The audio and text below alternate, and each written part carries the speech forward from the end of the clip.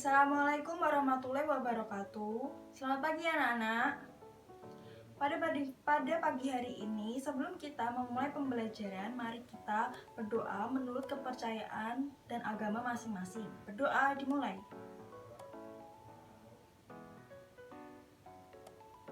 Berdoa selesai. Sebelum kita memulai, kita mengabsen dulu. Apakah ada yang tidak hadir? Alhamdulillah hadir semua ya.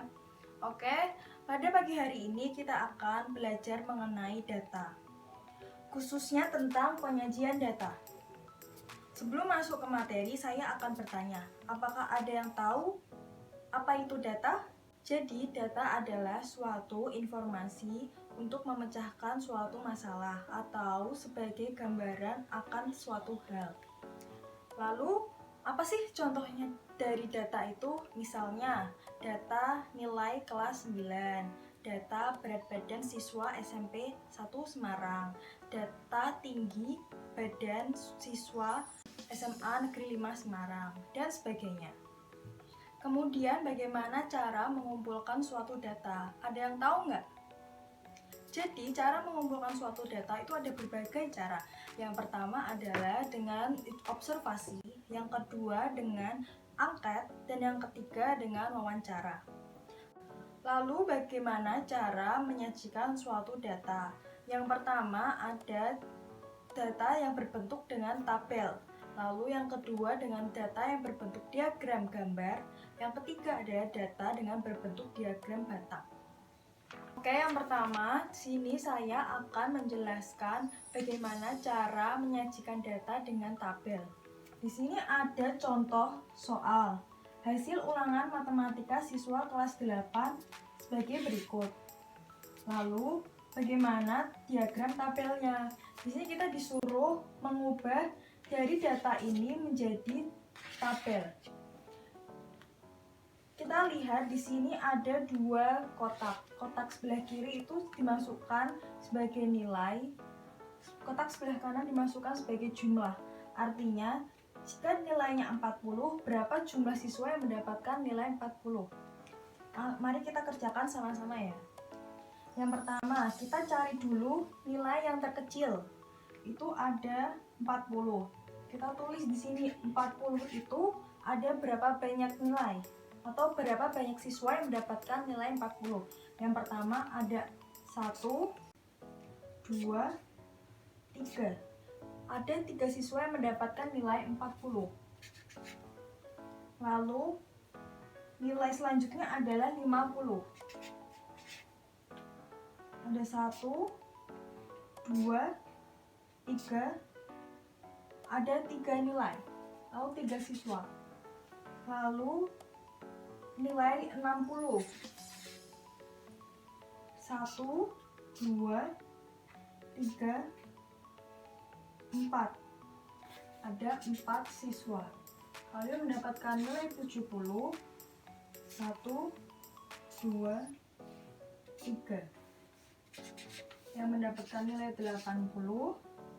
1, 2, 3, 4, 5. Yang mendapatkan nilai 90 ada berapa? 1, 2, 3, 4, 5. Yang mendapatkan nilai 100 ada 1. Mari kita cek lagi, apakah semuanya sudah tercoret? Oh, ternyata ada yang ketinggalan 1, yaitu nilai 80. Mari kita tambahkan 1. Lalu kita, maaf, tadi nilai 90 kok ada 1, itu salah ya, berarti nilai 90 itu ada 1, 2, 3, 4, 5. Benar ya, ada 5. Tapi ini salah penempatannya. Yang ini nilai 100 ada 1. Mari kita jumlah atau kita koreksi dulu satu-satu. Apakah benar nilai 40 itu ada 3 jumlahnya? Kita ganti pakai spidol hitam. 1, 2, 3. Sudah benar ya? ada nilai 50, 1, 2, 3, benar 3, nilai 60, 1, 2, 3, 4, benar ada 4, lalu nilai 70, 1, 2, 3, sudah benar ada 3, lalu nilai 80, kita cek 1, 2, 3, 4, 5, 6, 5 tambah 1 adalah 6, jadi benar. Lalu nilai 90 ada 5, 1, 2, 3, 4, 5, sudah benar ya. Nilai 100-nya hanya ada 1. Mari kita jumlahkan nilai-nilai banyak yang didapat dari siswa ini. 3 tambah 3, 6, 6 tambah 4, 10, 10 tambah 3, 13, 13 tambah 6, 19, 19 tambah 5, 24, 24 tambah 1, 25. Jadi cara menyajikan data ke dalam bentuk tabel adalah seperti ini. Kita harus mengecek satu-satu, dan setelah kita memasukkan satu-satu ini, kita harus mengulangnya kembali. Apakah ada yang tertinggal, atau ada yang kelebihan, atau ada yang kekurangan. Lalu yang kedua adalah bagaimana kita mengubah atau menyajikan data ini ke dalam diagram gambar. Jadi di sini terdapat data makanan favorit siswa kelas 8. Bakso, yang suka bakso ada 4 siswa, yang suka soto ada 8 siswa, yang suka rendang ada 10 siswa, yang suka mie ayam ada 2 siswa, yang suka nasi goreng ada 6 siswa. Totalnya ada 30 siswa. Mari kita ubah ke dalam diagram gambar. Caranya adalah yang pertama, kita menuliskan atau menyalin nama makanan yang disukai oleh siswa kelas 8. Tadi ada bakso, soto, rendang, mie ayam, dan nasi goreng. Caranya adalah kita bisa menyimbolkan suatu bakso, suatu soto ayam, suatu rendang, suatu mie ayam, atau makanan lainnya itu dengan simbol gambar. Kita nggak perlu pakai gambar bakso beneran, manusia beneran, atau pakai gambar rendang beneran. Itu kan susah ya jadinya. Jadi kita hanya bisa menyimbolkan misalnya dengan lingkaran, dengan bintang, dengan kepala manusia, atau dengan persegi, dan lain-lainnya.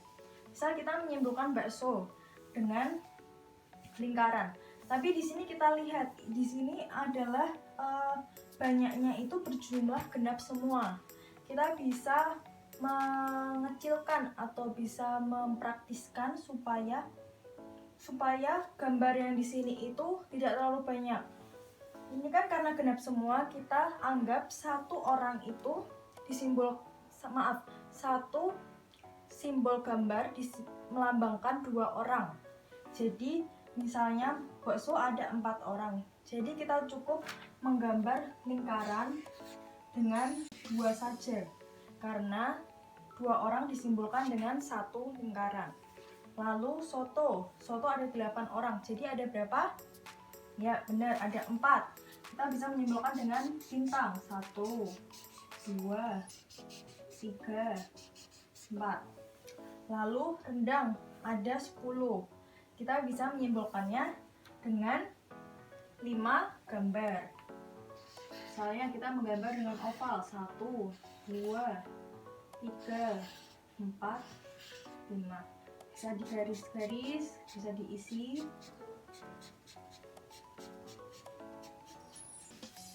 Lalu mie ayam ada 2, berarti kita cukup 1 saja menggambar. Misalnya kita lambangkan dengan persegi. Lalu nasi goreng ada 6 orang, jadi kita menggambar atau menyimbolkannya dengan 3 gambar. Misalnya gambar apa ya? Kita menggambar wajah senyum. 1, 2, 3. Jadi caranya adalah sebagai berikut tadi itu. Mudah kan? Kita hanya menyalin banyaknya ini ke dalam format gambar saja, simbol saja. Lalu kita cek ya satu-satu apakah data yang dipindah atau diubah ke dalam diagram gambar ini sudah benar atau belum. Kita punya siswa yang menyukai bakso ada 4 siswa. Kita lihat karena satu simbol melambangkan atau mewakilkan 2 siswa, maka kita hanya mempunyai 2 simbol lingkaran pada bakso. Lalu soto punya 8 siswa, maka kita hanya punya 8 bintang pada yang menyukai soto.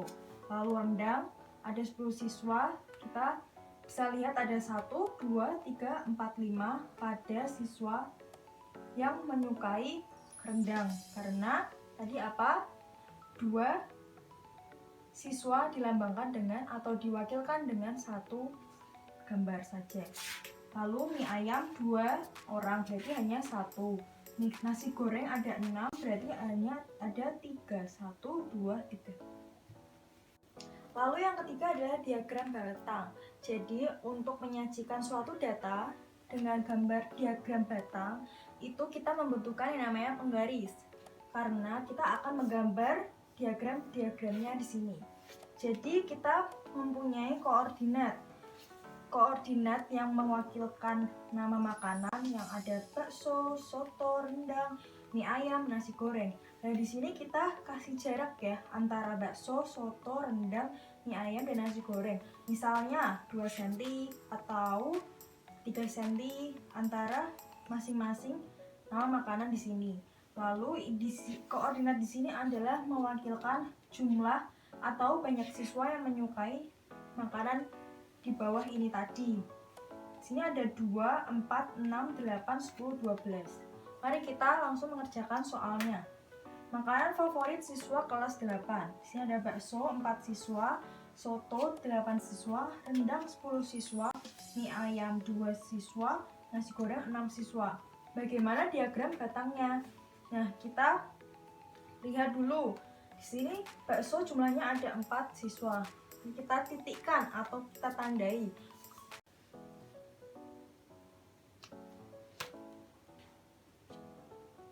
Ini bakso ya, bisa dilihat di titik sini. Oh, kita pakai spidol berwarna biru saja.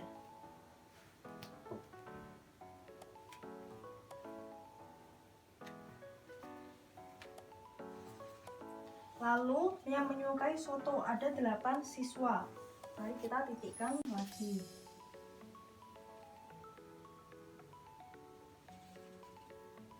Lalu yang menyukai rendang ada 10 siswa.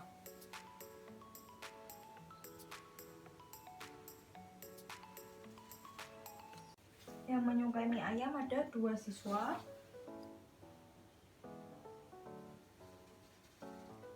Yang menyukai nasi goreng ada 6 siswa.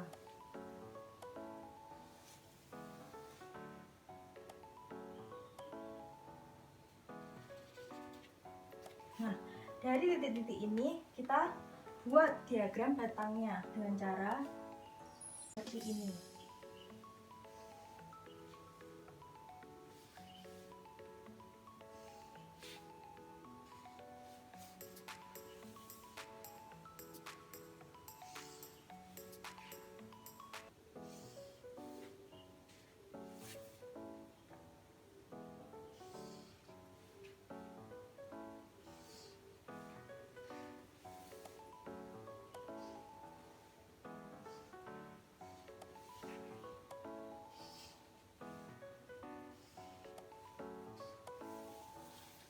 Nah, dari sini sudah kelihatan kan bentuk diagram batangnya seperti apa.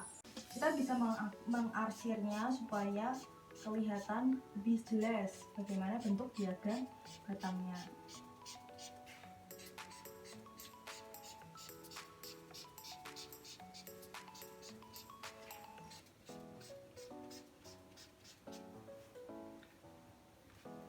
Sekian materi pembelajaran pada hari ini. Apakah ada pertanyaan?